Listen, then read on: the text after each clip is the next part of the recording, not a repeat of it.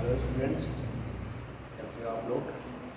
तो जो हमारा लास्ट लेक्चर हमारा जो था सॉलिड का ठोस अवस्था का, वहाँ पर हमने देख लिया था कि हमारे पास जो ठोसों का जो यूनिट सेवन ने बताया था एक का कोष्टिका का, उसका हमने वर्गीकरण देख लिया था। अब हम उसी वर्गीकरण को थोड़ा और आगे स्तर पर लेके जाएंगे। वर्गीकरण में हो गया था हमारा, अब हम उसमें कुछ वो करेंगे।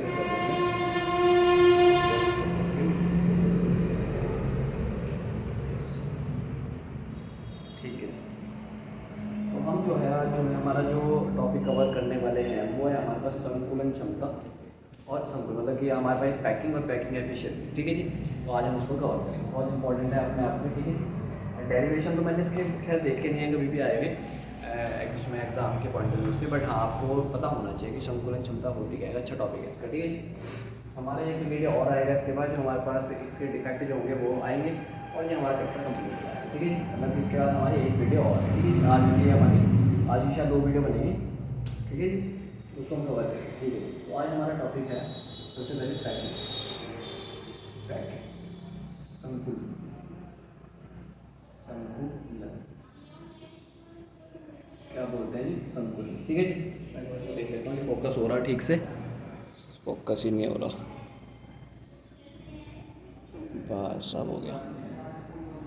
ठीक है जी, संकुल। ठीक है जी, संकुल देखो, जो हमने कल बात करी थी, हमने जो संकुल की बात करी थी, जब हमने कल बात करी थी ना जी, हमने कुछ सबसे पहले जब हमारा चित्र आया था वो कुछ इस तरीके से था। देखो हमने कभी अपनी छोटी क्लास में हमने पढ़ा था तो उसके बारे में वो ये था कि जो हमारे पास ये अवयवीकरण है ये क्या है, एक दूसरे के बहुत ज़्यादा क्या है, आकर्षण बहुत ज़्यादा प्रबल है, आकर्षण और बहुत ज़्यादा प्रबल है। ठीक है जी, फिर हमने इसी को हमने माना था कि जो ये वाला हमारे पास बना है, मैं इसको क्या मान सकता हूँ, एक यूनिट सेल एक कोष्टिका 3D में समझने के लिए।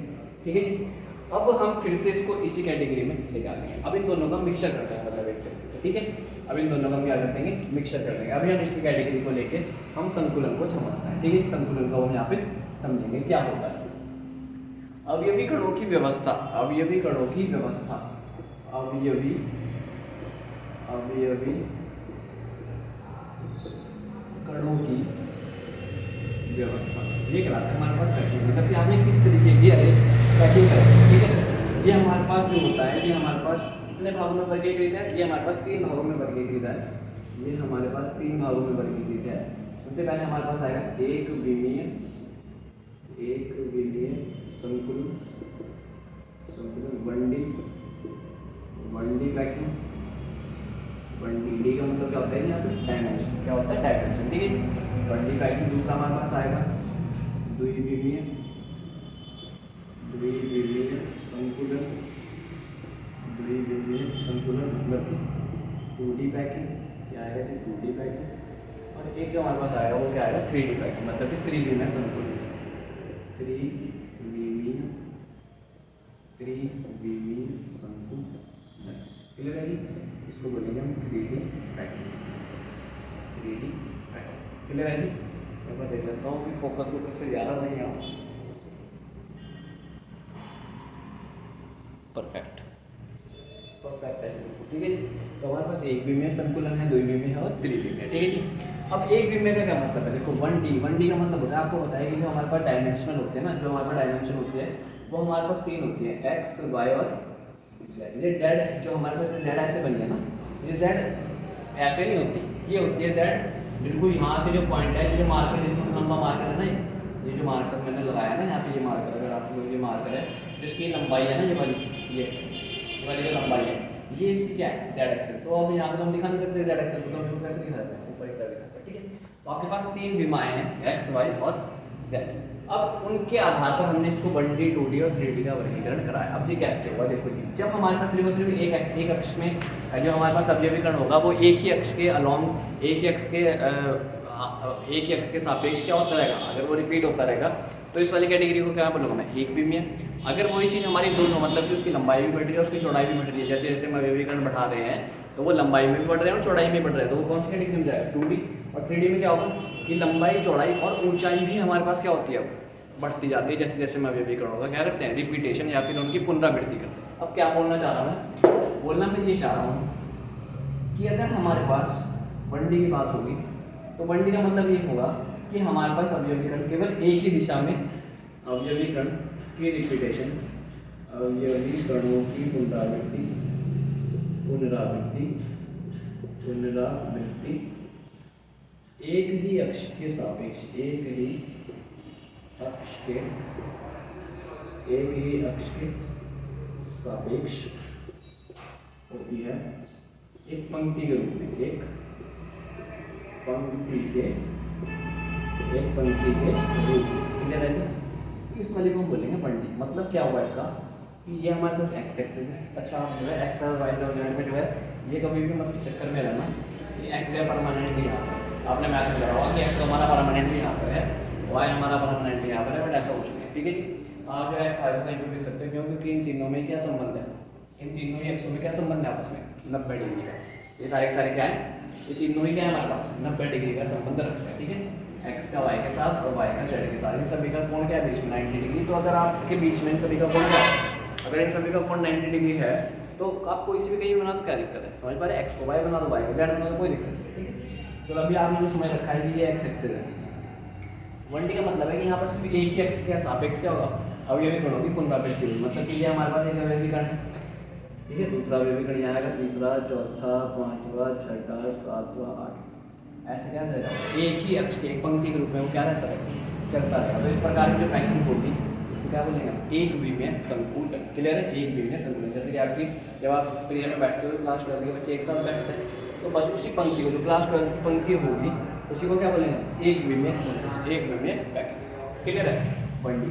इसके अंदर एक चीज़ जरूर आ जाती है कि वो पूछता है कि एक विमीय संकुल में उपसहसंयोजी संख्या क्या है।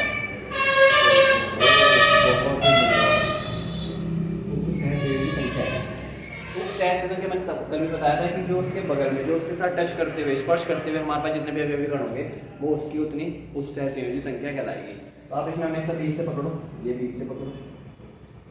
इस बीच के जो हमारे पास ये अणु है, इस अणु के दोनों तरफ अगर हम देखें कितनों के साथ टच में करना, तो एक और ये वाला अणु इस और इसके साथ टच में है, ये वाला अणु है वो इसके साथ भी टच में है और इसके साथ भी टच में, तो टोटल इसकी उपसहसन क्या आएगी।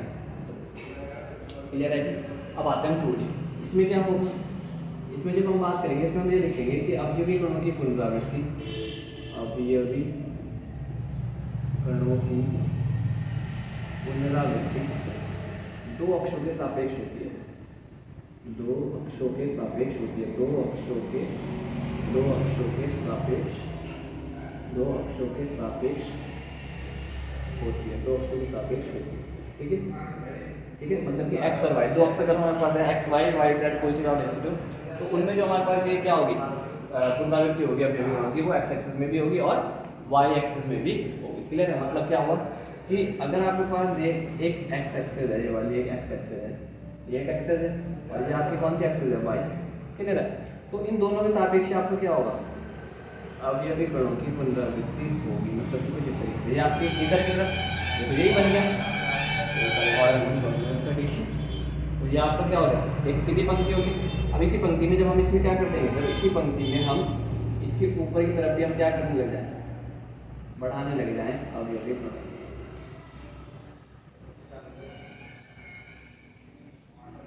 ये क्लियर है? तो जो इस तरीके की जो हमारा अरेंजमेंट है वो किस कैटेगरी में चलाएगी, 2D में। 2D में हमारे पास दो तरीके के हमारे पास वर्गीकरण होते हैं, 2D में हमारे पास दो तरीके के हमारे पास क्या हो जाते हैं, वर्गीकरण हो जाते हैं। एक तो हमारे पास ये कहलाएगा और दूसरी पैकिंग कैसी हो सकती है, ये तो आपने अपनी लाइब्रेरी में देखी होगी, जब एक के ऊपर एक आप लोग रख देते हो। पर जब आप लड्डू अर्थात जब आप किसी स्वीट शॉप पे गए हो, ठीक है, तो वहाँ पर आपने एक चीज़ देखी होगी, जो लड्डू का अरेंजमेंट होता है ना, लड्डू का अरेंजमेंट वो बहुत एक अलग तरीके से होता है। वो एक के ऊपर एक नहीं रखे जाते हैं, वो एक लाइन रखी जाती है, फिर उनके बीच में एक लाइन रखी जाती है, फिर उनके बीच में इस तरीके से अरेंजमेंट होती है। ठीक है, तो वो वाली अरेंजमेंट अब यहाँ पे देखेंगे हम कैसी है। वो भी 2D है, एक्स एक्सिस है, वाई एक्सिस, 1 2, पहले तो हमारी नॉर्मल सी बनेगी सीधी सी पंक्ति। क्लियर है? अब जो यहाँ पर ये इन दोनों का जो बीच का जगह है वहाँ पर आ जाएगा हमारे पास कुछ इस तरीके से, अगला इन दोनों के बीच में और अगला इन दोनों के, इस तरीके से एक लड्डू की पैटर्न हमारे पास होती है। अब आप देख रहे हैं यहाँ पे एक्स एक्सिस भी है और यहाँ पे ऊंचाई भी है, लंबाई भी है और चौड़ाई भी। क्लियर है? तो इसलिए ये कौन सी कैटेगरी में चला गया हमारा 2D। ये 2D में हमारा दो तरीके की पैटर्न आ गया। अब इस दो तरीके के पैटर्न के हिसाब से अगर मुझे 2D में मुझे बताना हो तो भाई कौन सी वाले की बात कर रहे हैं, तो हम इनको नाम देंगे। देखो इसका नाम कैसे देंगे, इसका जो नाम देंगे वो हम देंगे कि हमारे पास जो एक अवयवी कण है वो कितनों के साथ टच में है, 1 एक इसके साथ टच में है, एक इसके साथ टच में है, इसके साथ और एक इसके साथ, और इसके साथ टच में नहीं है वाला। तो अब हम इनके जो मध्य बिंदु होंगे, इनके जो केंद्रक हैं, इन सभी को मिला दें। तो ये जो हमारे पास बना है इसको बोलते हैं हम एक वर्ग। क्या बोलते हैं? तो इसलिए इस वाली पैकिंग को क्या बोला जाता है? वर्ग निवेड़ संकुलन। वर्ग निवेड़ संकुलन, वर्ग निवेड़ संकुलन, ठीक है, वर्ग निवेड़ संकुलन। क्यूबिक क्लोज्ड पैकिंग क्या बोलते हैं इसे? Cubic closed packing, cubic closed packing, CC. Clear है?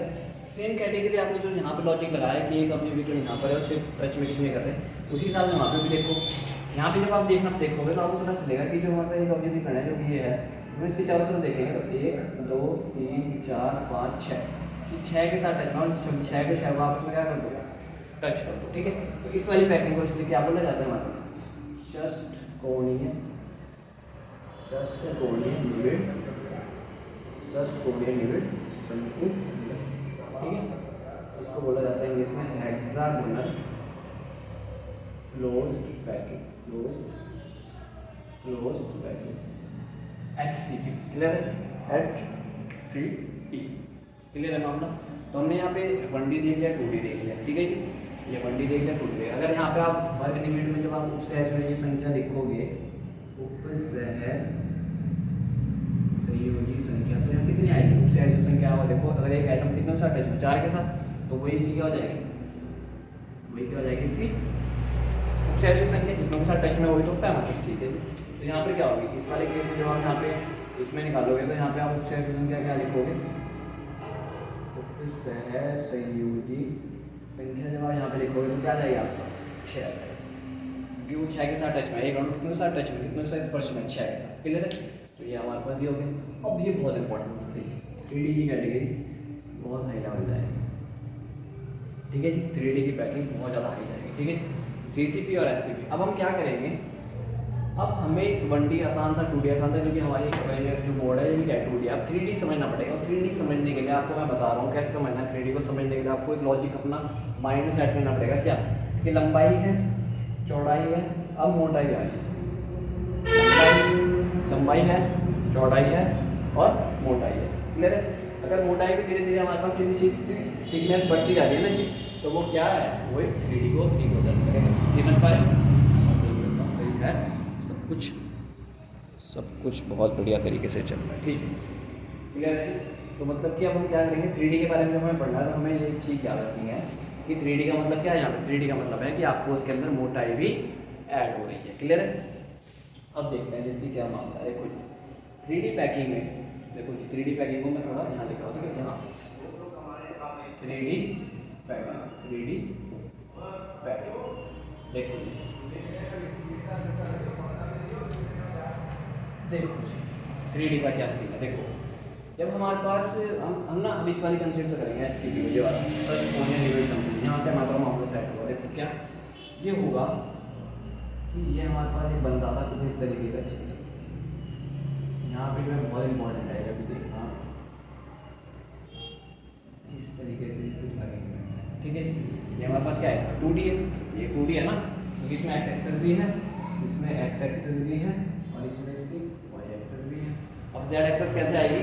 z एक्सेस ऐसे आएगी कि ये आपको इस तरीके से इसकी मोटाई, ये जो आपको मार्कर आएगा ना, इसके साथ इसकी मोटाई क्या होती रहेगी, बढ़ती रहेगी। समझ पा रहे? तो यहाँ पे क्या जाएगा 3D। अब देखो इस 3D में मैं कैसे सेट करूँगा। देखो जब मेरे पास एक अणु जो हमारे बीच में गैप आ रहा है, हम इसके बीच में रखेंगे पहले, दूसरा इसके बीच में, तीसरा इसके बीच में, चौथा इसके बीच में, पाँचवा इसके बीच में। फिर सिमिलरिटी आप इस पैटर्न को फॉलो करोगे, जैसे आपने इसको बनाया था 1 2 3 4, ठीक है। फिर जब आप इसको अगला पैटर्न बनाओगे तो 1 2 3 ऐसे करके आप बढ़ा, ठीक है।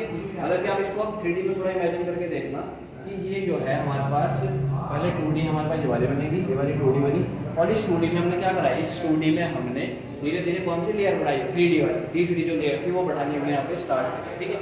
अब जब हम इसको तीसरी बढ़ा रहे हैं ना जी, जब इसको तीसरी बढ़ा रहे हैं तो यहाँ पे हमारे पास 2 केस कंसिडर किए जाते हैं। यहाँ पर हमारे पास 2 केस कंसिडर किए जाते हैं। वो कौन कौन से हम वो देखते हैं। सबसे पहला जो हमारे पास केस आता है इसमें, वो आता है हमारे पास इसका चतुष्फलकीय लिखते हैं, इसका चतुष्फलकीय रिक्ति का। और दूसरा गेट जो हमारे पास यहाँ पे है वो आता है हमारे पास अष्टफलिकीय, अष्टफलिकीय रिक्ति का। देखो ये क्या है, इसको मैं समझाता हूँ। चतुष्फलकीय को इंग्लिश में बोलते हैं टेट्राहेड्रल, टेट्राहेड्रल वॉइड, क्या बोलते हैं टेट्राहेड्रल वॉइड। और ये हमारे पास क्या कहलाएगा, ऑक्टाहेड्रल वॉइड, ऑक्टाहेड्रल। यहाँ पर याद रखना ये कहाँ पे, यहाँ पे ये हमारा कब जनरेट होता है, जब हमारे पास 3D पैकिंग होती है। 2D में ये कंसीडर नहीं किया जाता है, ठीक है। ये जो है हमारे पास 3D में कंसीडर किया जाता है। सही चल रहा है ना सब, उधर दिख रहा है, बहुत सही दिख रहा है, ठीक है। इसकी ब्राइटनेस बढ़ाने की ज़रूरत नहीं है वैसे, ठीक है, क्लियर है जी। तो हमारे पास यहाँ पे जो हमारे पास इंट्रोड्यूस होता है वो हमारे पास दो चीज़ इंट्रोड्यूस होते हैं, एक हमारे पास चतुष्फलकीय रिक्ति और एक हमारे पास अष्टफलकीय रिक्ति। ये हमारे पास इसी पैकिंग में होंगे, इसी पैकिंग में हमारे पास चतुष्फलकीय रिक्ति भी होगी जब आप ये वाली पैकिंग करोगे, और इसी में हमारे पास कौन सी होगी, अष्टफलकीय रिक्ति भी होगी। इसलिए जो है यहाँ पर एक संबंध भी आता है कि चतुष्फलकीय रिक्ति और अष्टफलकीय रिक्ति में संबंध होता है। तो अगर आपकी कोई पैकिंग है और वो 3D है और उस 3D पैकिंग में आपका चतुष्फलकीय रिक्ति भी प्रेजेंट होगी और वहाँ पर अष्टफलकीय रिक्ति भी वहाँ पर उपस्थित होगी। अब चतुष्फलकीय रिक्ति कैसे बताएंगे, तो चतुष्फलकीय रिक्ति आपकी कुछ ऐसी दिखती है, ये आपका एक अणु ऐसा था, एक अणु ऐसा था, फिर इसके ऊपर बिठाया था आपने, क्लियर है जी। तो जो आपने जो अगला अणु बिठाया था कुछ इस तरीके से, ये जो आपका ऊपर वाला जो मैंने अभी बनाया ये वाला, ये क्या है, ये 3D समझ, ये आपकी लेयर चल रही थी एक्स वाली, ये चल रही थी वाई वाली। अब ये जो डार्क वाला है धीरे धीरे इसकी मोटाई बढ़ा तो जेड एक्स है। तो जो बीच में जो आपकी ये जो जगह है ये वाली, ये मैं हाईलाइट कर रहा, इसी को बोलते हैं हम क्या, चतुष्फलकीय, क्लियर है जी। चतुष्फलकीय रिक्ति मतलब कि अगर आप इसको अपने नोट्स में लिखना चाहोगे चतुष्फलकीय रिक्ति को, तो आप क्या लिखोगे, मेरे स्टेटमेंट में जाना, मैं यहाँ लिखने रहा हूँ। चतुष्फलकीय रिक्ति को जब आप इसको लिखना चाहोगे अपनी कॉपी में, तो क्या लिखोगे कि जब एक षष्ठफलकीय, एक षष्ठकोणीय निबिड़ संकुलन HCP, ठीक है, षष्ठकोणीय निबिड़ संकुलन में एक और लेयर उसी की व्यवस्थित की जाती है, एक और लेयर मतलब कि उसकी ऊंचाई बढ़ाई या फिर उसकी मोटाई बढ़ाई जाती है। तो इस कारण से उसके उस पैकिंग में कुछ ना कुछ रिक्त या कुछ ना कुछ स्थान जो है रिक्त रह जाता है। उन्हीं रिक्त स्थानों को क्या कहा जाता है, अष्टफलकीय, रिक्तियाँ कहा जाता है, ठीक है। यह रिक्तियाँ दो प्रकार की होती हैं, एक चतुष्फलकीय रिक्ति और एक अष्टफलकीय रिक्ति। चतुष्फलकीय रिक्ति क्या है, इसको जब हम डिफाइन करेंगे तो क्या लिखेंगे कि हमारे पास कुछ इस तरीके की अवस्था कि जहाँ पर हमारे पास चार अणुओं से मिलकर, चार अवयविक अणुओं से मिलकर बना हुई बीच में रिक्ति क्या कहलाती है, चतुष्फलकीय रिक्ति। 4, 1, 2, 3 और 1 4, ठीक है जी। तो चार अवयविक अणुओं से मिलकर बनी एक अवस्था जिसमें बीच में कुछ रिक्ति स्थान रह जाता है, उस स्थान को क्या कहा जाता है, चतुष्फलकीय रिक्ति कहा जाता है, ठीक है जी।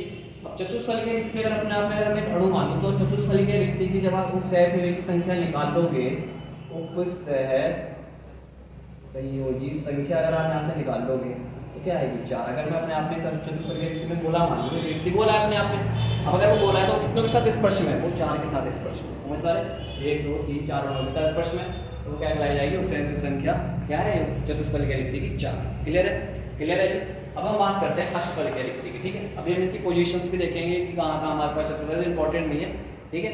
चतुष्फलकीय रिक्ति कहाँ कहाँ हमारे पास उपस्थित होती है, कहाँ कहाँ उसका हुआ है, ठीक है जी। अब हम बात करते हैं अष्टफलकीय रिक्ति की। अष्टफलकीय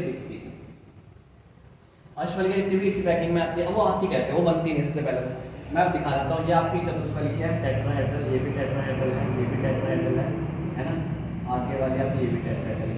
इसके बाद जो आपकी बनेगी है कौन सी वाली, यहाँ पे जो बनेगी ये आपकी ऑक्टाहेड्रल है, यहाँ पे आपकी ऑक्टाहेड्रल होगी, यहाँ पर आपकी ऑक्टाहेड्रल होगी, समझ पा रहे।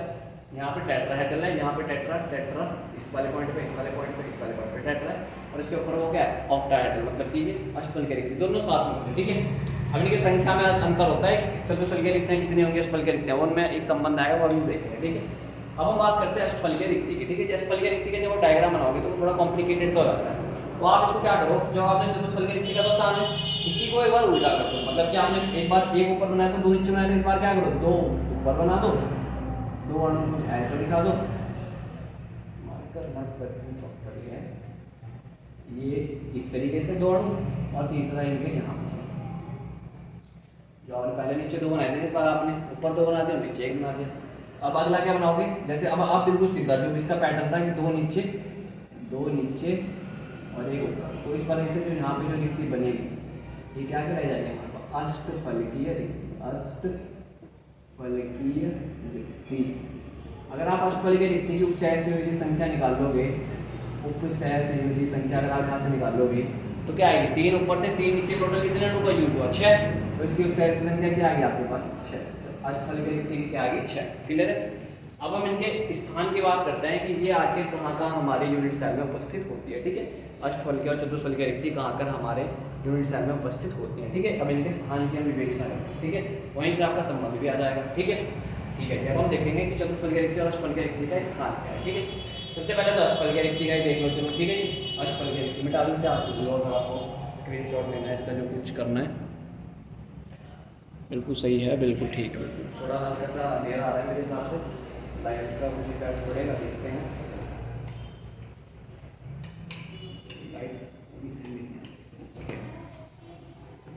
ठीक है जी, अभी ठीक है, कोई दिक्कत। ठीक है, अब हम देखेंगे इनका स्थान कि चतुष्फल की रिक्ति और अष्टफल की रिक्ति का स्थान कहाँ पर होता है। ठीक है जी, स्थान। ठीक है जी, जी मैं मिटा रहा हूँ इसका वाला पार्ट और ये वाला पार्ट।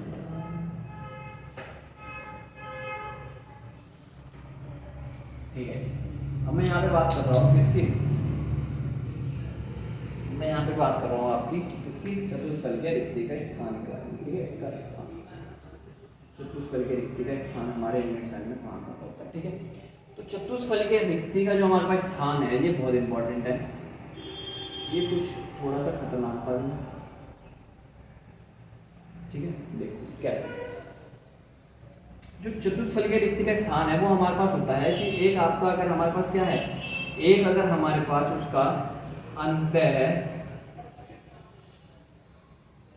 केंद्रीय विकर्ण है, अंत है केंद्रीय विकर्ण, अंत है केंद्रीय विकर्ण। ठीक है, body diagonal, body diagonal, body diagonal. ठीक है जी, बॉडी डायगोनल के आधे के आधे पर, बॉडी डायगोनल के आधे के आधे पर, आधे पर और होता है हमारे पास चतुष्फल की रिक्ति उपस्थित होती है। चतुष्फल की रिक्ति क्या होती है, उपस्थित, चतुष्फल की रिक्ति उपस्थित होती है। क्लियर है जी, चतुष्फल की रिक्ति वहां पर हमारे पास उपस्थित होती है। ठीक है, अब क्या बोला मैंने, मतलब कि यहाँ से यहाँ तक का जो हमारे पास होगा, ये यहाँ से दूसरा का, तो ये इसका आधा हो गया, उसके आधे का भी आधा, उसके आधे का भी आएगा, ये जो हमारे पास होगी ये क्या कहलाएगी हमारी चतुष्फल की रिक्ति। ये हमारे पास क्या आ गया, पोजीशन आ गई चतुष्फल की रिक्ति।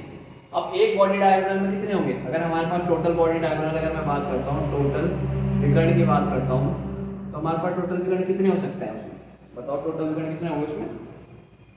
टोटल विकर्ण हमारे पास होंगे उसके एक आपका ये वाला आ गया इस पैटर्न का, एक आपका मतलब दो अपोजिट फेसेस के कोनों का अटैचमेंट कर देते हैं। ठीक है, एक आ गया, दो आ गया, तीन आ गया, चार की पॉसिबिलिटी है। ठीक है, चार की पॉसिबिलिटी है। हमारे पास क्या होंगे, हमारे पास क्या होंगे जी, हमारे पास बॉडी डायगोनल टोटल विकर्ण कितने होंगे हमारे पास, चार। आप देख लेना दो कोनों के आपस में जब आप अटैच करोगे देख लेना, 1 2 3 और 4 होंगे। ठीक है, और एक बॉडी डायगोनल पे एक विकर्ण पर कितने चतुष्फल की रिक्ति, एक विकर्ण में चतुष्फलकीय रिक्तियां, चतुष्फलकीय रिक्ति ऑक्टाहेड्रोइड कितने होंगे कि हमारे पास, 2। तो टोटल कितने होंगे, तो टोटल अगर आप बात करोगे टोटल, तो टोटल चतुष्फलकीय रिक्तियां कितनी होगी, टोटल चतुष्फलकीय रिक्तियां कितनी होगी, एक यूनिट सेल पर कितनी होगी टोटल, 8। क्या आ गई, 8। क्लियर है, 8 हमारे पास टोटल चतुष्फलकीय रिक्तियां हमारे पास उपस्थित होगी। क्लियर है, ठीक है। अब हम देखते हैं किसका, अब हम देखेंगे अष्टफलकीय रिक्ति का स्थान, अष्टफलकीय रिक्ति का स्थान। ठीक है, अष्टफलकीय रिक्ति का स्थान, अष्टफलकीय रिक्ति का स्थान हमारे पास होता है 2 जगह। एक तो हमारे पास होता है बिल्कुल केंद्र में, जिसको हम क्या बोल रहे थे, बॉडी, केंद्र को क्या बोल रहे थे हम, बॉडी। क्लियर है, बॉडी होता है बिल्कुल सेंटर में। और कहाँ होता है हमारे पास, एजेस में, कहाँ होता है जी, एजेस, एज। ठीक है जी, एजेस मतलब कि एक जो लाइन जा रही है उसके केंद्र में।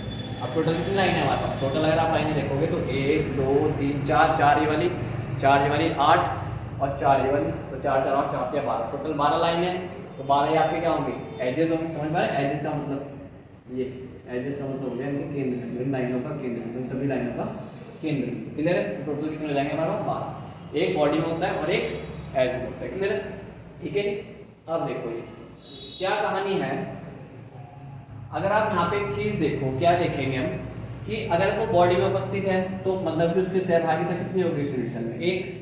बट अगर वो हमारे पास एजेस में है तो एजेस कहाँ कितनी कितनी, आप वही वाला कल वाला फिनोमेना आ गया कि जो हमारे पास जो एक हमारे पास तार, एक वो हमारे पास जो एक बाउंड्री आ रही है, कोना आ रहा है, वो कितनों के साथ टच में आ सकता है। देखो जी, एक वो इसने खुद की है, एक वो उसके ऊपर वाले के साथ आएगी, एक अपने बगल वाले के साथ और एक अपने बगल वाले के ऊपर वाले के साथ, टोटल 4 के साथ अटैचमेंट में आएगी। टोटल कितने हमारे पास 12 कोने, 12 हमारे पास को है और एक में कितनी सहभागीदारी है 1/4 की, तो 4 दिया 12, 3 और 1 4, टोटल कितने हमारे पास 4 हमारे पास कौन है अष्टफलकीय रिक्तियाँ हमारे पास उसमें उपस्थित है। क्लियर है? क्लियर है ना? देखो यहाँ पर हमारे पास कंप्लीट आएंगे, वो यहाँ पर हमारे पास कोई सहभागिता नहीं है तो पूरे के पूरे अंदर है, क्योंकि वो बॉडी डायमीटर के आधे पर है। समझ पा रहे? तो अगर आप इन दोनों में संबंध देखो तो चतुष्फलकीय रिक्ति कितनी निकल गई 8 और हमारे पास अष्टफलकीय रिक्ति कितनी निकल गई 4। तो आप यहाँ पे एक चीज लिख सकते हो कि अष्टफलकीय रिक्तियाँ, अष्टफलकीय रिक्ति का 2 गुना कौन होती है हमारे पास चतुष्फलकीय रिक्ति, चतुष्फलकीय। क्लियर है? ये सिंपल है, ये सब क्लियर है? क्लियर है जी?